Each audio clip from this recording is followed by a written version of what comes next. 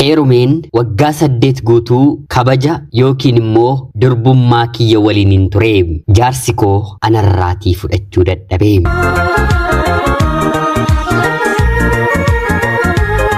Yeroodhaaf maqaa kiyya himachuun barbaadu kanan dhaladheetti guddadhe Jiituu Magariituu Oromiyaa keessatti.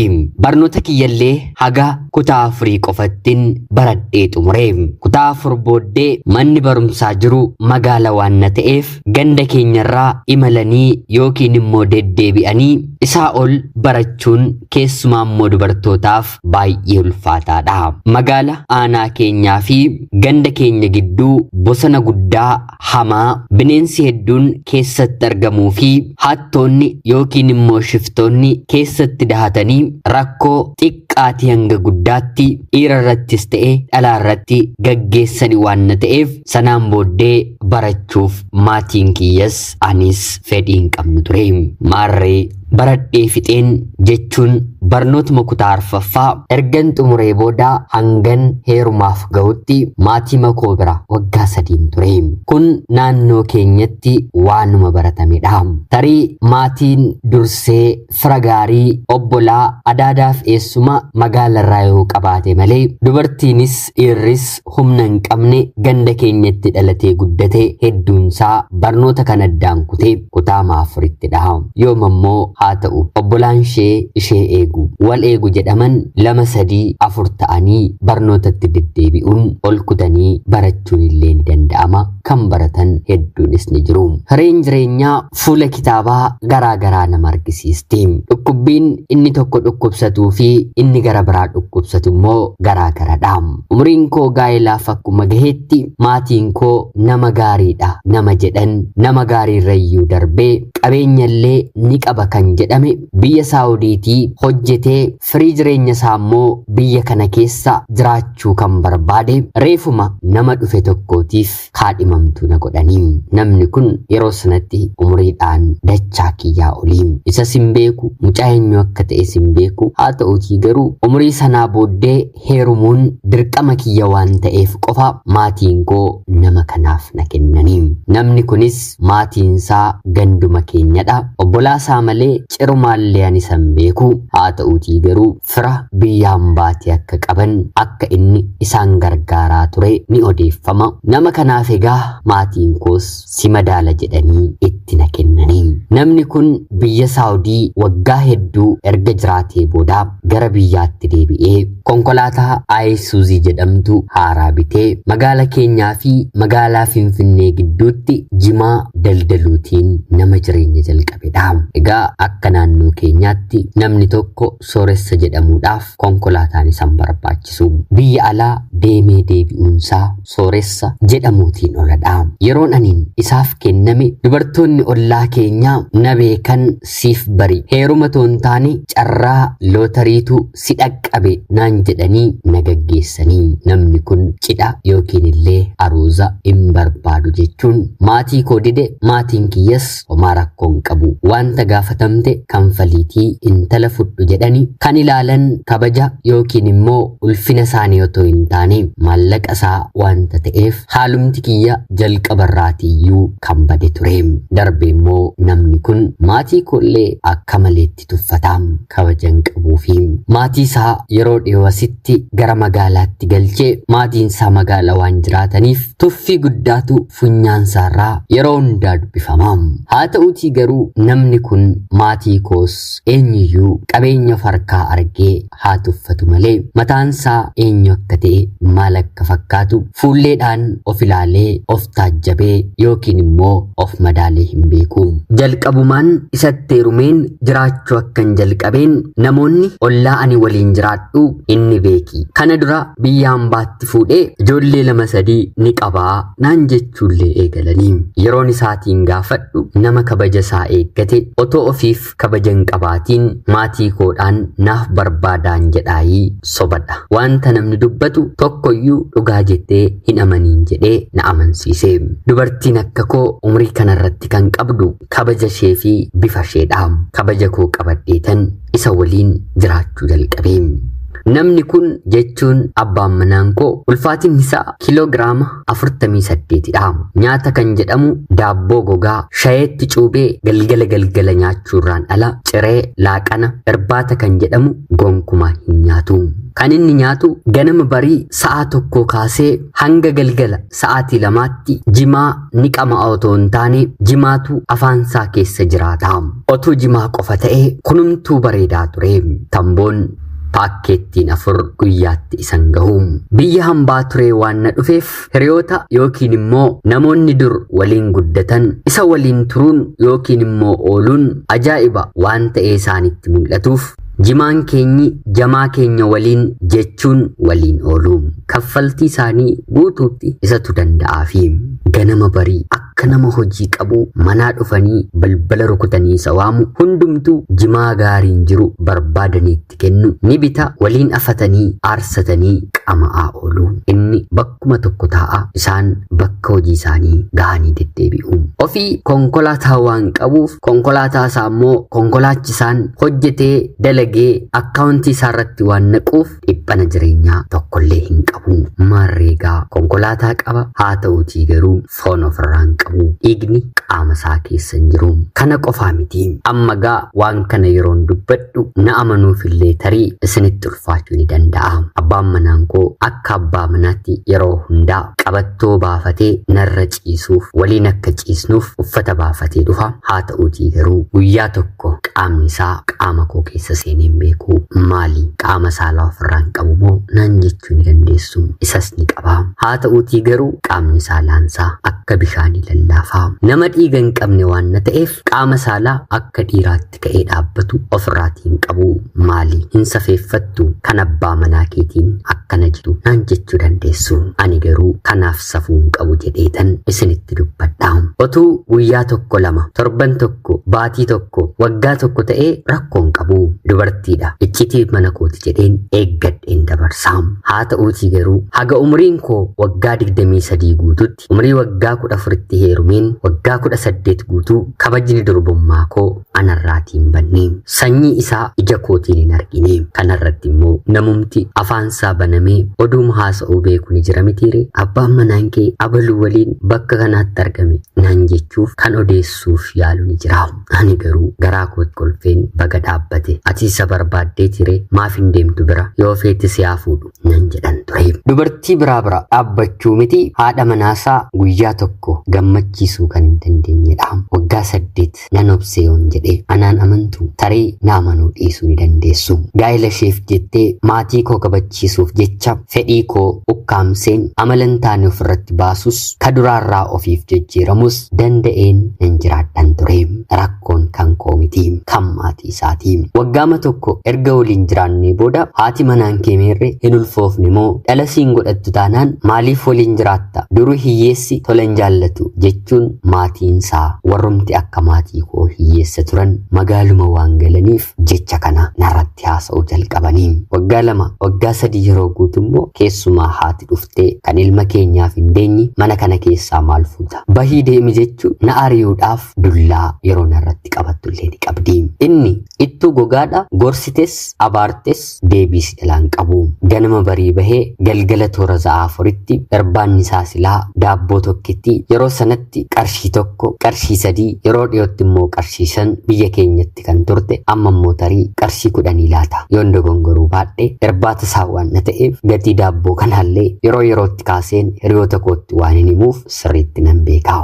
Irbaanni isaa daabboo sana duwwaadha. Waggaa 2 waggaa 3 waggaa 4 waggaa 5 yeroo guutu maseena dahuu hin dandeenye ofirraa baasi malee jechuun meeshaa isaa guuranii maatiinsaa mana namaatti illee naqanii fiiruu bakka isaan naqaniitii fichisiisee bakka nani jirutti naquun abbaan manaan koo kuni nama didedha. Yoo nyaata hojjedhe naaf hin nyaatu. Yoo tarii waan kun isa gabbisa dhiiga qaama isaatti hora jedhee yoo yaadu naan dhugu. Amma dubartiif dhiirri kun maal fayyada? Miirri ani mataa kiyyaaf qabu amala natti baasee qodaan na jalan dhaabbatu. Sinii burcuqqoo meeshaa mana keessaa gaafa dhaaru miila kiyyaan dhiiteen sagalee kiu kaa yeroo isheen jettu gammachuu xiqqoonaaf kenna. Dubartiin meeshaan manni ishee yeroo cabu ni aarti, ni gadditi. Ani garuu sagalee ishee dhagaheen nan gammada. Torbeetti waan jabaa bitame mana keessa jiru otoo hin cabsiin oolu. Namni natti dubbatus hin jiru. Rakkoon maallaqaa isa bira waan hin jirreef fidiyoon jedhe hanguman gaafadhe natti kenna. Kanarratu hin jirudha. Gariin namaa isatuma seena jedha. Gariin namaa immoo isheetuma seena jedha. Maqaa guddaa namni aanaa keenyaa guutuun beekun horadhe. Kana qofaa miti. Wanta inni hojjetee mana fidu anuma qofaa kootu nyaata. Mana kiyya keessas nama biraa galcheen hin beeku. Kan hin galchuu fedhu obboloota koo na bira taa'aniillee akka baratani ture. Haa ta'uutii garuu maatiinsaa guutuu fira kiyya waan ta'e hin jaallanneef achuma dhiyoo kiyya waan jiraataniif sababa isaaniif jedheen yoo mana dhufan isaaniif qofan nyaata hojjedha. Obboloonni koo, haati koo fi abbaan koo mana kiyya yoo dhufan waan nyaataniif waan dhuganitti maqaa meeqa argatu. Walis hin jaallatanii. Kanaaf mana kootti fideen isaan nyaachisuu yookiin immoo obaasurra maallaqaanan isaan gargaara. Hangan danda'u jechuudha. Wanta narraa eegamu. Kanaan jiraachaan ture. Isa waliin lola hin qabu. Lolli kiyya lola otoo hin taane aarii kan sammuu kiyyatti na naqu waa'ee dadhabina isaati. Takkaa gadi jedhee rafnaan immoo nama du'e fakkaata. Halkanis ka'een dibatas dibeen wanta namni barsiisuun dhaga'e hunda icciitiidhaan gaafadheen abbaan manaan koo akkasidha jedheen nam tokkotti illee otoo hin dubbatiin waggaa tokko otoo hin taane waggaa 8 yaale. Maatii isaa qofa miti. Maatiin kiyyallee anarraatii dhala barbaadu. Baatii baatiidhaan waggaa waggaadhaan yeroo na argan na gaafatu. Ani garuu yaalaama jirra. Haga ammaatti milkoofne. Dhalana kan namaaf kennu Rabbi guddaadha jedheen maatii koo ofirraa nan deebisa. Qaamni kiyya furdachaa, gabbachaa, fuuli kiyya godaannisa qofa tuqaa tuqoo fuulaaf kan hin tolle rifeensi koo narraa dhumuu darbee darbee dhukkubsachuu nan jalqabe. Waggaa 8 booddee jechuudha. Kanaan guyyaa tokko manuma keessa hojjechaa ooleen foddaa manaa taa'umsa irra dhaabbadheen qulqulleessaa otoo hin jiru taa'umsa sanarraa kufeen taa'umsi kun cinaacha lafee kiyyaa akka malee na miidhee baay'een dhukkubsadha. Abbaan manaan koo mana hin turre ollaatti bilbiladheen mana yaalaa na geessanii. Manni yaalaa aanaa keenyaa immoo tarii dhiigni qaama ishee keessatti yoo dhangala'eera ta'e haala lamtu jedhamee gara Finfinneetti riifarii naaf barreessanii. Yeroo kanatti ture haadha koo fi obboleessi kiyya hangafaa na waliin Finfinnee kan dhufan. Yaala sanas raawwadheen darbee haati koo hundaafuu icciitiidha.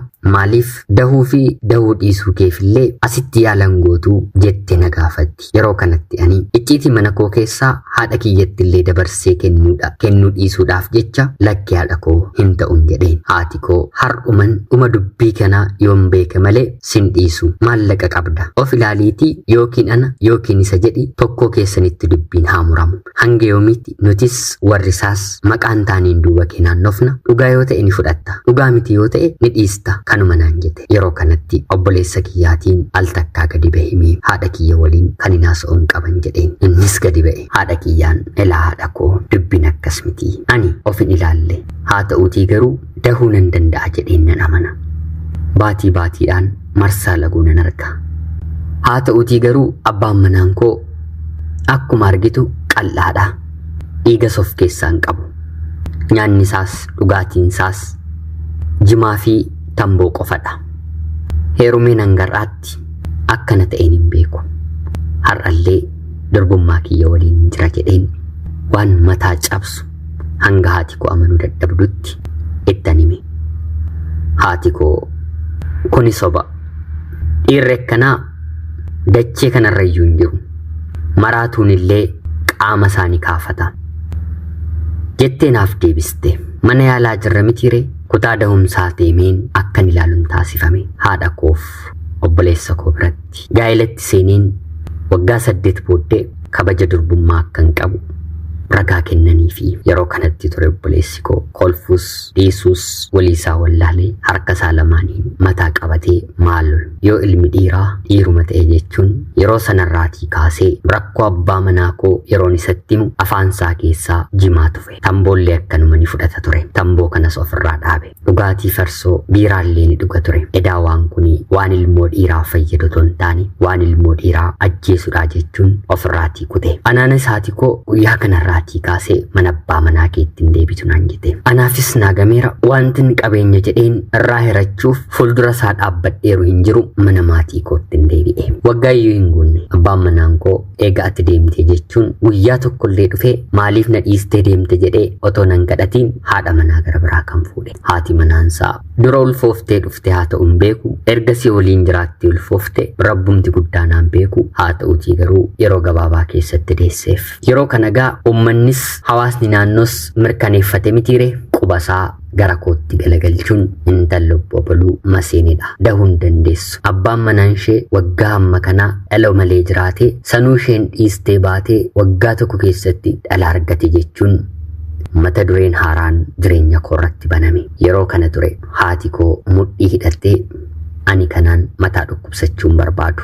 Abbaa fi irraa dahiitii dhala naa fidi. Isatu dhiira miti malee dhiirri waggaa 15 darbite hundumtuu dhiiradha. Deeminaa jedhe wanti hin dubbadhu isiniif gala. Jaalallee hin qabanne karoora sirrii daa'ima godhachuuf otoon karoorsiin dhiphinuma kana jalaa ba'uuf jecha nama naannoo koo waliin ciiseen walqunnamtii saalaa guyyaa tokkoon kabaja dhabuu guyyaa tokkoon nan ulfaa'e. Ulfaa'uu qofa miti nan dahe. Anaaf boqonnaa fi gammachuu guddaadha. Maatiin koo haati koos ta'e abbaan koo obbolaan koo gaa'elaan alatti deessinaan jechuun nan komannes qubas natti hin qabne. Sababiin isaa immoo wantan dabarse naaf amananiiru. Anatu siif guddisa jechuun hundumtuu abdii natti turani. Obboleessi kiyyaa mana yaalaa na waliin deeme maallaqa walitti qabatee ilaa obboleetii koo gaa'ellis siif hin taane daa'ima kees akka tolutti hin deenye. Kanaan booddee ati haadha daa'imaa waan na ta'eef maallaqallee nama kanarraatii waan hin hirmaanneef deemi gara biyya hambaatti hojjetadhuutii gatii dadhabina kee fidadhuu kootu jedhee naaf kenne. Anis tole jedheen yeroo sana qalbiin koo tuqamee ture. Qalbiin natti deebi'ee gara biyya hambaatiin godaane hojjetachuun jalqabe. Haadhaaf abbaa koof magaalatti biyya hawwii isaaniitti mana ni ijaareef. Obboloonni koo 2 motora yookiin immoo dogdoqqee barbaadu isaaniif illee nan biteef. Mataa kiyyaafis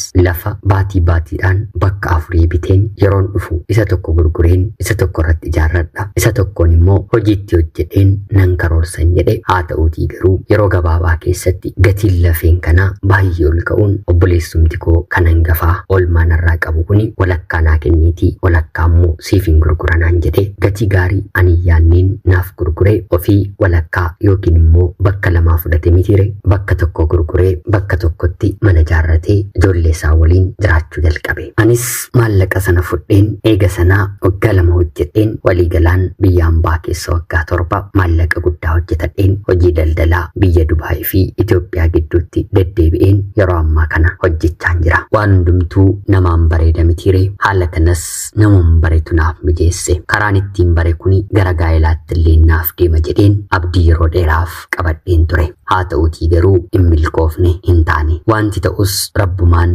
wanti hin taanes fedhii rabbiitiin mitiire. Fooliin yookiin immoo humni dhiiraa garuu akka abbaa manaa koo akka hin taane sirriitti beekeera. Dulluma keessas ta'u jechuudha. Isa bori immoo rabbi guddaatu beeka. Anammallee gaa'ela dhaabbadheen irra deebi'een jiraachuun barbaada. Rabbi si'a milkeessu naan jedha. Ana obboleettii keessan bakka hin jirurraati. Ulfaadhaa nagayaatti galatoomaa.